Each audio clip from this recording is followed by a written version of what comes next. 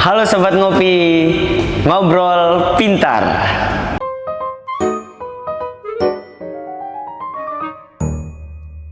Oke, senang sekali pada kesempatan kali ini kita bisa ngobrol sharing-sharing tentang bagaimana perusahaan berjalan, yaitu pada kesempatan hari ini kita membahas soal PT Garuda Indonesia Persero Tbk, perusahaan penerbangan kebanggaan Indonesia banget pokoknya. Oke, kita mau lihat nih bagaimana Garuda pada kesempatan kali ini bisa tetap unggul lewat enterprise arsitektur dan IT government yang kuat. Nah, kita udah ada hadir di studio yang luar biasa hebat ini di Universitas Bandar Lampung, yaitu saudara kita satu, ada saudara Ketut SI Arsitek Teknologi. Setelah itu Pak Jaka ahli tata kelola bisnis. Setelah itu Kak Andika strategi bisnis yang luar biasa. Setelah itu Kak Adi sang implementer yang sangat luar biasa, dan Kak Reja yang membantu tren pada masa depan. Untuk Kak Ketut, bisa dijelaskan sih bagaimana, seperti apa bagaimana arsitektur TI di Garuda Indonesia?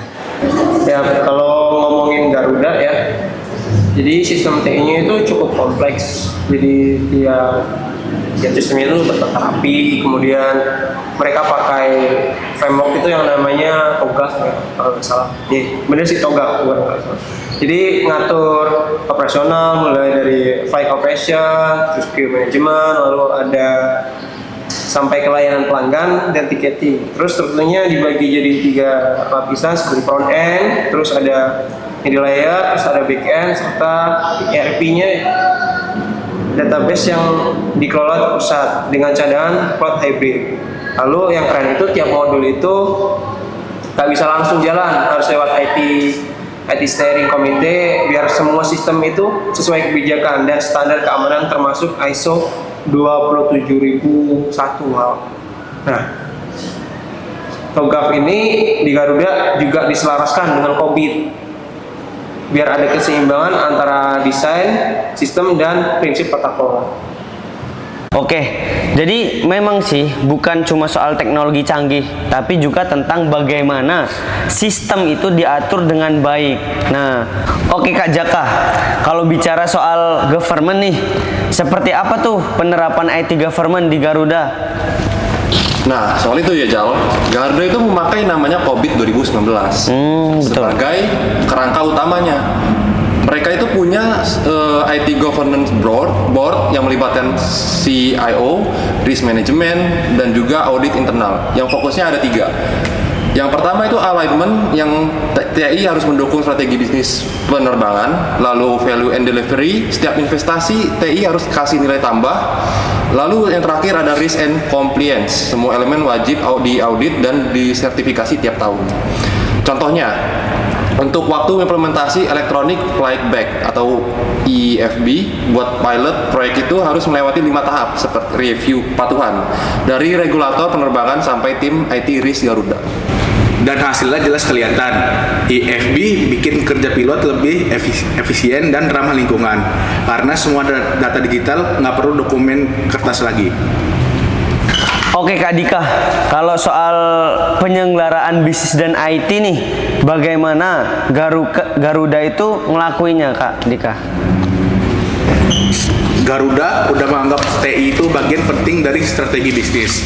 Salah satu contoh kontraknya, mereka punya customer data platform atau CDP buat ngumpulin data pelanggan dan bikin promosi yang lebih profesional.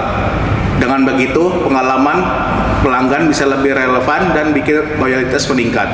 Oh, seperti itu. Benar banget tuh Kak Dika, langkah itu juga sejalan dengan tren global. Maskapai besar dunia juga lagi menuju ke arah personalisasi berbasis data dan AI. Jadi Garuda udah di jalur yang benar nih. Oke, kita sudah bahas tentang banyak ya. Kalau dari Mas Adi ini tentang implementasinya gimana Mas Adi di lapangan? Nah, betul banget Reza, banyak banget ya Reza ya.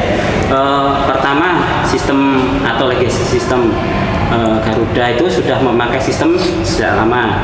Nah, kemudian migrasi ke cloud native environment-nya itu nggak mudah karena yang kita tahu ya bahwa perubahan sistem itu akan melakukan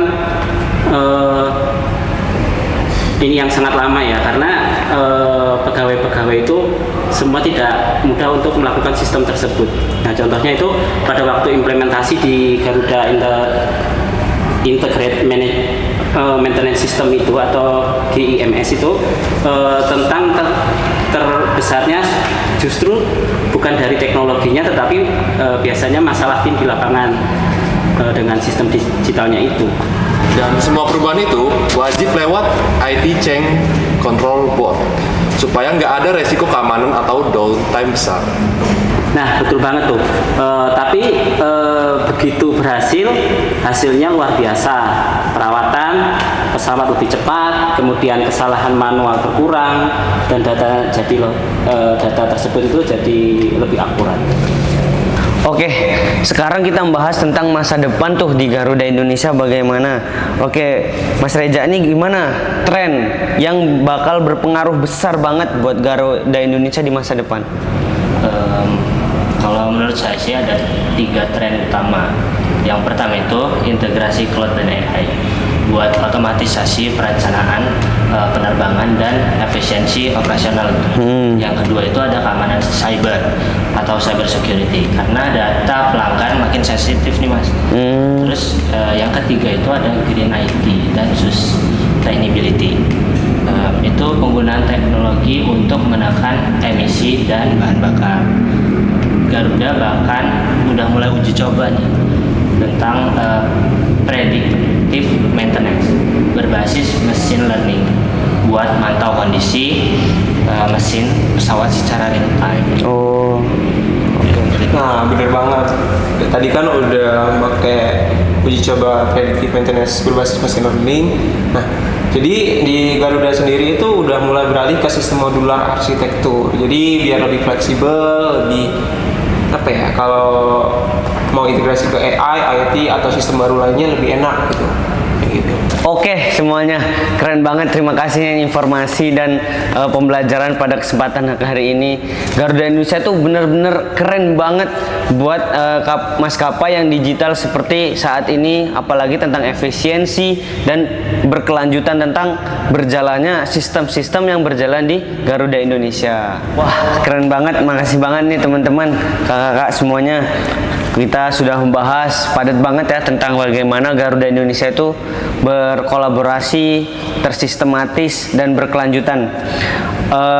Dari sistem TOGAF, tata kelola COVID, sampai tantangan implementasi dan arah masa depan Garuda Indonesia. Kalau disimpulkan semuanya, teknologi ini bukan cuma untuk alat bantu teman-teman, tapi sayap yang bikin Garuda lebih terbang tinggi di era digitalisasi sekarang. Oke, terima kasih untuk teman-teman, Kak Ketut, Kak Jaka, Kak Andika, Kak Adi, setelah itu Mas Reja atas insight untuk hari ini. Dari buat sahabat-sahabat ngopi, jangan lupa dengerin episode kita selanjutnya. Oke, sampai jumpa di obrolan kita yang akan datang. Jangan putus asa, tetap belajar, tetap ngobrol pintar bareng ngopi.